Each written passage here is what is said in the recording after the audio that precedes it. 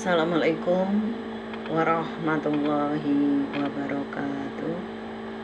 Selamat berjumpa kembali dalam materi mata kuliah Pengantar Hukum Indonesia pertemuan ke-18, yaitu Hukum Acara Peradilan Tata Usaha Negara. Di dalam pasal 4 dikatakan bahwa peradilan tata usaha negara adalah salah satu pelaku kekuasaan kehakiman bagi rakyat pencari keadilan terhadap sengketa tata usaha negara. Peradilan tata usaha negara adalah salah satu pelaku kekuasaan kehakiman bagi rakyat pencari keadilan terhadap sengketa tata usaha negara. Yang dimaksud rakyat pencari keadilan adalah setiap orang, baik warga negara Indonesia maupun orang asing dan badan hukum perdata yang mencari keadilan pada peradilan tata usaha negara.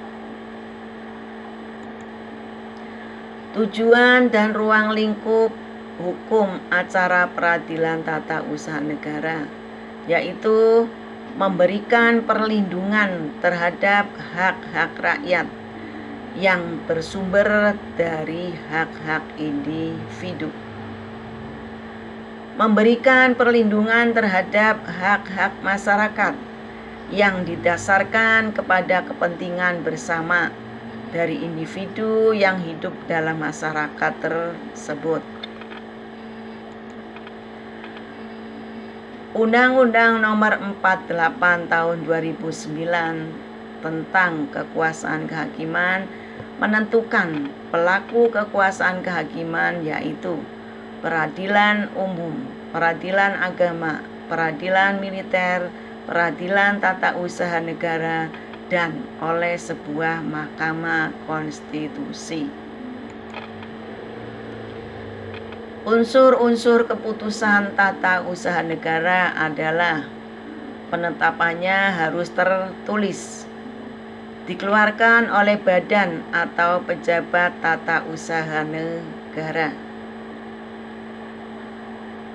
berisi tindakan hukum tata usaha negara berdasarkan peraturan perundang-undangan yang berlaku, bersifat konkret, individual, dan final, menimbulkan akibat hukum bagi seseorang atau badan hukum perdata.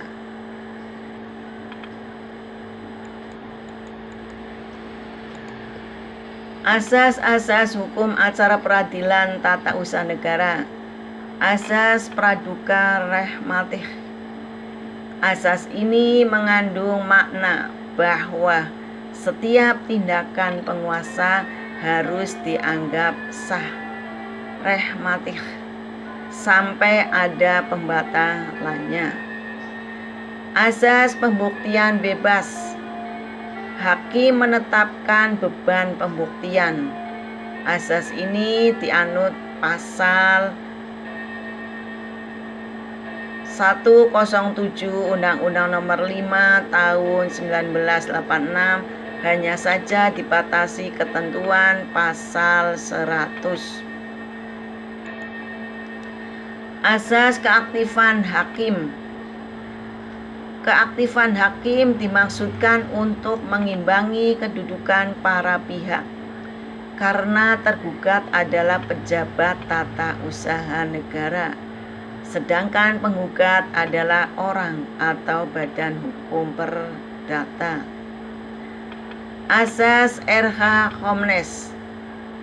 Sengketa tata usaha negara adalah sengketa hukum publik. Dengan demikian, putusan pengadilan tata usaha negara berlaku bagi siapa saja, tidak hanya bagi para pihak yang bersengketa.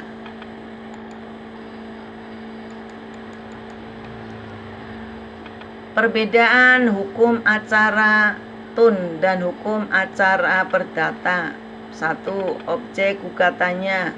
Dalam hukum acara perdata, objek gugatan meliputi perbuatan melawan hukum dan wan prestasi.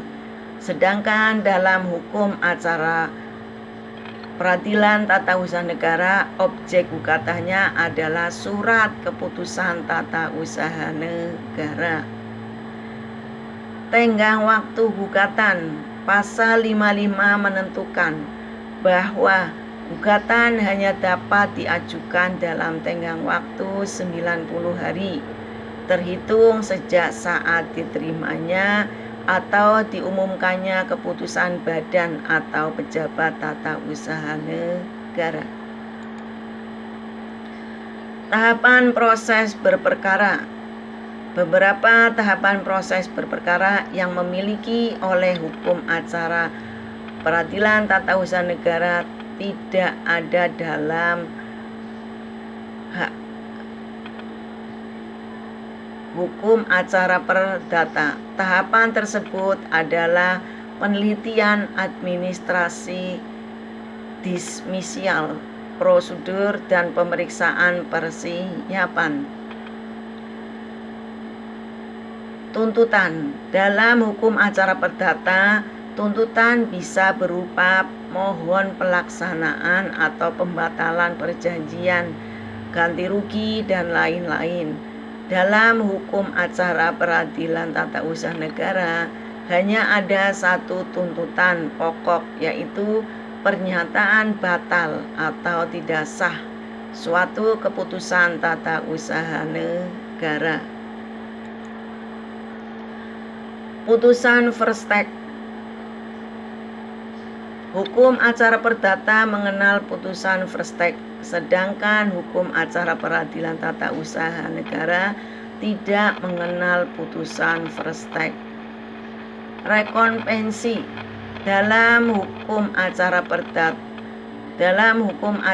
peradilan tata usaha negara tidak dikenal gugat balik rekonvensi karena kedudukan penggugat dan tergugat adalah tetap dan objek sengketa berupa surat keputusan.